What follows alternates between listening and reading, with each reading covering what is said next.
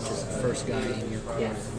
Oh, it's a great feeling. I'm glad that me and Coach Wise were already on good terms. I mean, I had an incident in the past, and we discussed that, and that's in the past. And he told me he's not mad at me. I mean, everyone makes mistakes, and we just built the bond after that. And it's just a good feeling that your head coach looks at you as like a leader slash just a doesn't look at all the negatives, just looks at the positives, you know. And I'm just glad he's just right there for me. From the beginning when you got here to today, how has the environment around this complex just changed? I guess at the beginning, everyone was just getting to know, like the new coaches and just the head coach as well, Coach Wise, just to get to know what type of guy he is. And I feel like the people that are still here, like, got to know the coach as well and Coach Wise, and it's just they're trusting him, and they know that he's a great guy and that he wouldn't do anything to hurt anyone on the team or whatnot. And that's just brought everyone closer. Mentally, how's this season different from? I mean, last year coming into the season, you're obviously on the radar in this area, but I mean, even on the Big 12 level, you're kind of an afterthought, and then nationally too. But right now, you're coming in as maybe the best back in the Big 12 coming into this next year, one of them, at least in the conversation.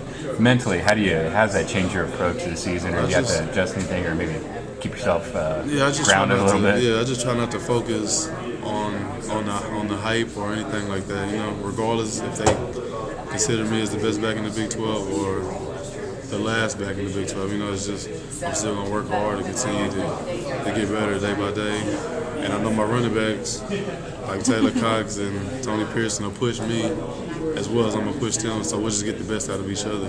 You know, Coach Weiss mentioned that earlier, you know, about how, you know, the other guys kind of naturally are just kind of, not to say work harder, but just kind of full throttle, regardless of what they're doing, and say that kind of pushes you, you know. Do you say that's safe? I mean, that they kind of help keep you on your toes, having that deep of a backfield? Oh, yeah, it does. I mean, like a guy like Taylor Cox and Tony Pearson, you know, they bring it every day. So, you know, can't take no days off, you know. We just help each other out whenever we need to, but when it's time to compete, we'll compete. But we'll be friends off the field or whatnot. I mean, always on the field as well. It's just we bring the best out of each other through practice and the weight room and everything. So a big transformation in you physically last year through the spring and into the summer and into the start of the season. But what about this year? What's kind of different for you physically, and how you feeling? What have you been working on? I've been keeping my conditioning level good. You know, I've been getting my legs stronger, working on my upper body as well. I mean, I feel great coming into spring ball right now. And I was a little dinged up after the season ended, but I'm back. I'm 100. I'm fresh. I'm ready to go. What do you want to get accomplished this year? I mean, what's your goal? To be the best back in the Big 12 and top 5 in the nation in rushing. Is that possible? I mean, you think you can do that? I feel it is, yeah. I mean, I worked hard. I know the whole team, offensive unit, has been working hard from what I've seen. And Jake Heaps, and we'll have a decent receiving core coming in. So it's a big chance that can happen. Yeah. How much of a role did the offensive line play last year, and all the seniors that have left? And what do you guys need to do now to kind of keep the same pace of where you guys were at last year? Oh, those guys that left last year, it was a big part of the offensive line, you know, but these young guys that's coming in, junior college, guys that are coming in, they're going to have to step up, you know, and I feel like they will. I mean, I see them in the weight room, they're working hard, and they're getting themselves in the position to where they can play, because we're going to need offensive linemen, you know, and I feel like they'll come in and contribute right away and make a big. Just a couple more questions for you. Is it fair to say that you guys could really surprise a lot of people this year, and then you think, all right, just kind of keep sleeping on this?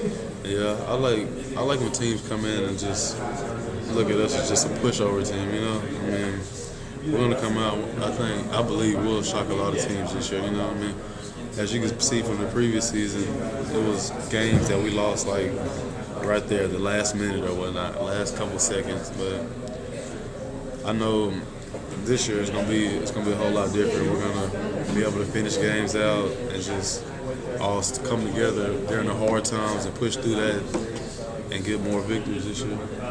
Talk a little bit about the two-back sets that you guys, Coach Wise talked about it quite a bit earlier today, and having both you and Tony out on the field at the same time. I mean, how's that affect you, and what's that kind of do for you?